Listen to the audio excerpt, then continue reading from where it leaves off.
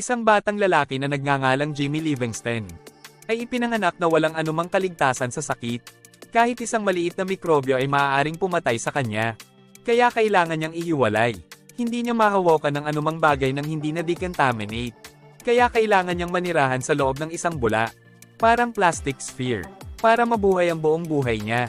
Kanyang ina, overprotective si Mrs. Livingston sa kanyang anak. Hanggang 4 na taong gulang siya. Hindi man lang siya pinayagang umuwi. Gayunpaman, pagkatapos niyang maging 4, siya at si Mr. Livingston ay nag-uuwi ng isang batang lalaki. Sa kanyang bula, may malaking bula ang room 2 niya para makalakad siya sa loob nito. Ang bula ay may isang pares ng portraited na mga kamay, na magagamit ng kanyang mga magulang para hawakan siya. Lahat ng laruan niya ay decontaminated, upang maging malaya sa pinakamaliit sa mga mikrobyo, at itinago sa loob ng bula.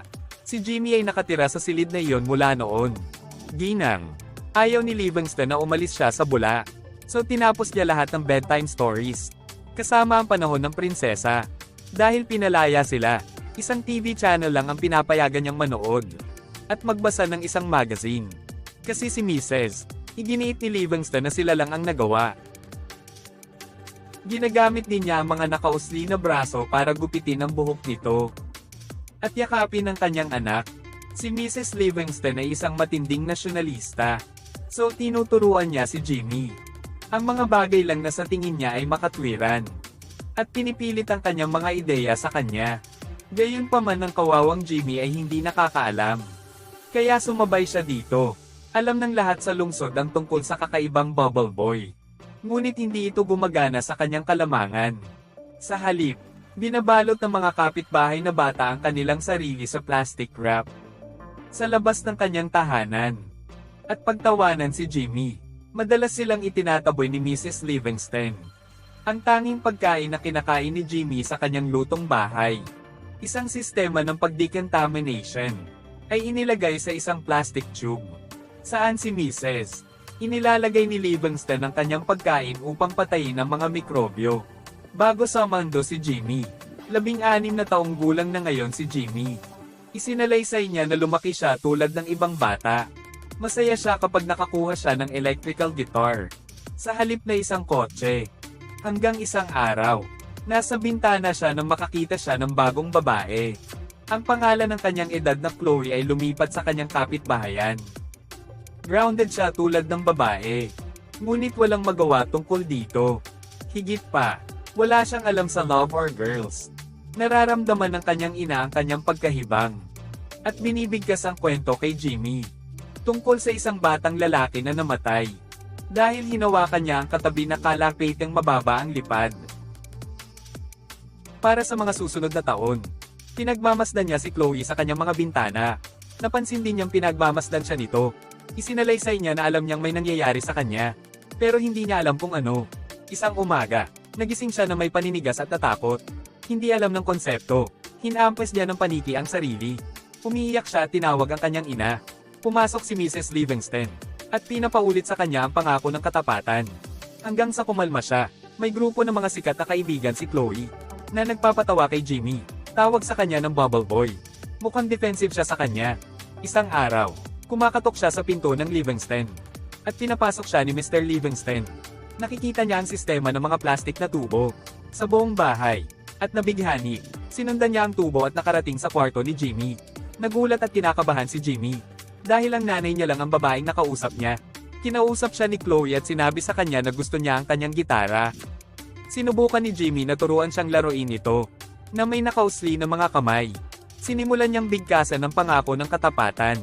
Sa gitna nito, simula sa araw na iyon, araw-araw magkasama ang dalawa. Ayaw ni Mrs. Livingston sa pagkakaibigan nila, ngunit walang magawa tungkol dito. Sumunod ang montage nilang magkasama. Binibigyan niya siya ng guinea pig sa loob, isang bola para sa kanyang kaarawan, at dinadala pa ang mga bata sa loob ng kanyang silid para sa Halloween. Isang gabi sa kanyang kaarawan, isang lasing na si Chloe ang pumasok sa kwarto ni Jimmy. Sa pamamagitan ng mga bintana, sinusubukan niyang makapasok sa bula. Sinasabing hindi na siya makakalayo sa kanya. Gayunpaman, nahimatay siya bago siya makapasok. The scene cut sa prom night ni Chloe. Ang pervert niyang boyfriend na si Mark dumating upang kunin siya at si Jimmy ay nawasak. Inalok ni Mark si Jimmy ng sigarilyo. Ngunit hindi niya alam kung ano ito. Isang gabi, nakita ni Jimmy sina Mark at Chloe sa kanyang mga bintana. Sa susunod na araw, pumasok si Chloe, kwarto ni Jimmy at ipinakita sa kanya ang engagement ring niya. Nag-propose si Mark sa kanya na pakasalan siya. This weekend ang kasal nila sa Niagara Falls. At dumating siya para ipaalam kay Jimmy. Disappointed si Jimmy pero hindi pinapakita sa mukha niya. Dinalhan din siya ng regalo, na itinatago din niya sa loob ng kanyang decontamination. Pero hindi ito pinansin ni Jimmy. Sa halip, ibinalik niya sa kanya ang guinea pig. At hiniling sa kanya na umalis. Umalis si Chloe na may luha sa kanyang mga mata. Maya-maya ay binuksan ni Jimmy ang regalo. At nakikita ito bilang isang snow globe na may I love you. Nakasulat sa loob, sorpresa. Sinisigaw niya ang kanyang pangalan at nagpas siyang pumunta sa Niagara Falls. Para itigil ang kasal. Nagsusumikap siyang gawin ang kanyang sarili na isang portable bubble shield. At sa wakas ay matagumpay. Pagkatapos ay lumabas siya ng bahay nang wala ang kanyang mga magulang. Alam, masaya si Jimmy na tumakbo sa unang pagkakataon. Nakarating na siya sa bus station. At humingi ng tiket sa boss sa tao doon. Gayunpaman nakalimutan ni Jimmy na magdala ng anumang pera. Sa pagkabalisa ay sinubukan niyang tumawid sa kalsada. Kapag nabangga siya ng bus, lumilipad siya sa lupa. Ngunit ang kanyang bula ay naigang iligtas sa kanya. Lumabas ang mga tao sa bus. At mag-alok na pasakayin siya. Masayang tinanggap ito ni Jimmy. Pero malalaman niya yon. Ang mga tao ay bahagi ng isang relihiyosong kulto. Kapag itinuro niya ito, galit nilang itinapon siya palabas ng bus. Ang grupo ng kulto ay nakarating sa kanilang destinasyon. Kung saan ang kanilang pinuno. Anunsyo ng isang bilog na lalaki sa loob ng isang globo. Upang maging tagapagligtas na ipinadala ng Diyos. Napagtanto ng grupo na si Jimmy ang kanilang tagapagligtas. At umalis para hanapin siya. Para alisin siya sa globo. Samantala, nakilala ni Jimmy ang pangalan ng biker na Slim. Sinabi sa kanya ni Jimmy ang tungkol sa pag-ibig ng kanyang buhay. Magpakasal sa iba, Slim ay impressed at sa turn. Sinasabi sa kanya ang tungkol sa dati niyang kasintahan na mahal pa rin niya. Pangalan Wildfire. Pagkatapos ay inalok niya si Jimmy na sumakay. At pareho silang pumunta sa Niagara Falls. Sa bahay, nakita ni Mrs. Livingston na nawawala si Jimmy at nabigla. Ginang. Si Livingston at ang kanyang asawa ay nagsimulang hanapin si Jimmy. Dahil gagawin lang ito ng mga pulis. Pagkatapos ng 24 na oras ng pagkawala.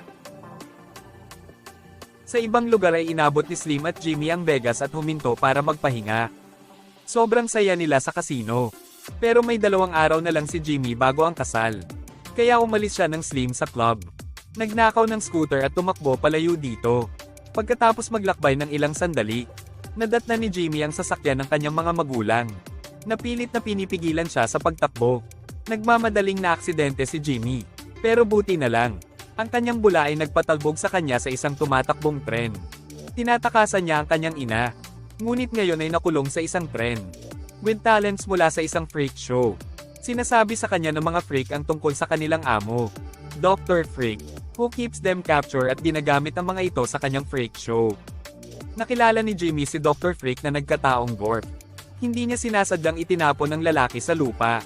Kasama ang kanyang bula, at i-freeze ang iba pang mga freak. Pagkatapos ay nagpatuloy siya sa kanyang pagpunta sa Niagara Falls. Pero halos hindi na siya makagamit ng scooter. So pumunta siya sa isang restaurant para humingi ng masasakyan. Doon, isang grupo ng mga pulis ang nang-aapi sa isang pangalan ng lalaki Push Pop. Kapag sinabi ni Jimmy sa kanila na wala siyang immunity, inaakala nilang may nakakahawang sakit si Jimmy. At tumakas sa lugar, nasusunog ang restaurant sa kaguluhan. And Push Pop nag-aalok kay Jimmy ng ride. Pumayag din siyang dalhin siya sa Niagara Falls. Sa ibang lugar Mrs. Naabot ni Livingston ang Dr. Freak, who tells her na pupunta si Jimmy sa Niagara Falls. Galit na galit, tawag niya kay Chloe, and yells at her sa pagpapatakas ni Jimmy. Habang kausap niya si Dr. Freak, ninakaw ng mga freak sa labas ang kotse niya. Papunta na sina Push Pop at Jimmy. Nang makabangga sila ng baka sa gitna ng kalsada. Nababalisa ang Push Pop dahil sa kanyang relihiyon. Ang mga baka ay simbolo ng Diyos. Ngunit sumusunod sa sinabi ng kanyang ina. Sinabi sa kanya ni Jimmy na mali ang kanyang relihiyon.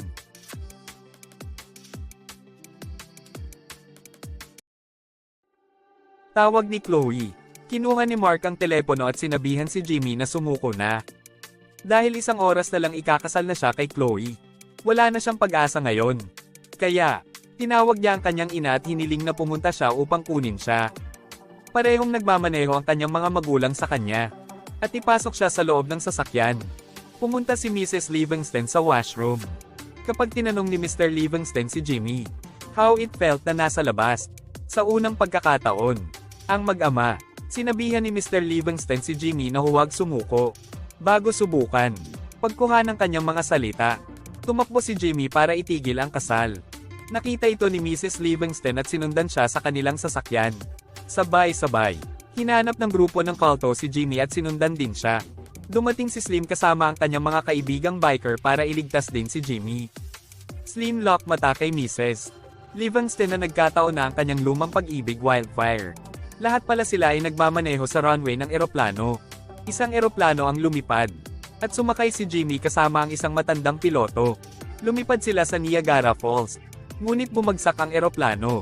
Nahuhulog si Jimmy sa talon. Buti na lang hindi siya hinayaang malunod ng bula niya. Kahit papaano ay nakakaalis siya sa tubig. At nagmamadaling pumunta sa kasal. Chloe at Marker sa chapel na nagsasabi ng kanilang mga panata. Pagpasok ni Jimmy sa simbahan, inaangkin ang pagmamahal niya sa kanya. Nakita niyang ito na ang huling pagkakataon niya para hikayatin si Chloe. Inilalagay niya ang kanyang buhay sa panganib. At pinunit ang kanyang bula para halikan. Gayunpaman pagkatapos nito ay nawalan siya ng malay. Habang sinusubukan siyang gisingin ni Chloe, dumating din doon sina Mr. at Mrs. Livingston. Nagluluksa si Mrs. Livingston sa pagkamatay ng kanyang anak. Kapag si Mr. hiniling sa kanya ni Livingston na sabihin sa lahat ang totoo. Buhay ni Mrs. Nakakahiya. Inihayag na walang kondisyon si Jimmy. At bigla siyang nagising. Nagsinungaling pala ito sa kanya. Para ilayo siya sa kasamaan ng mundo. Sa lahat ng mga taon na ito, gulat na gulat si Jimmy. Ngunit pinatawad ang kanyang ina. Kapag sinabi niyang ginawa niya ito para protektahan siya. Sa wakas ay niyakap niya si Chloe habang pumapalakpak ang lahat. Cut sa ilang buwan mamaya. Ikakasal na sina Chloe at Jimmy. Lahat ng nakilala niya sa kanyang paglalakbay ay nasa kasal. Mr. Livingston, Mrs. Livingston at Slimmer ngayon ay isang throuple. Natapos ang pelikula nang makita naming umalis sina Jimmy at Chloe sa isang kotse sa kanilang honeymoon.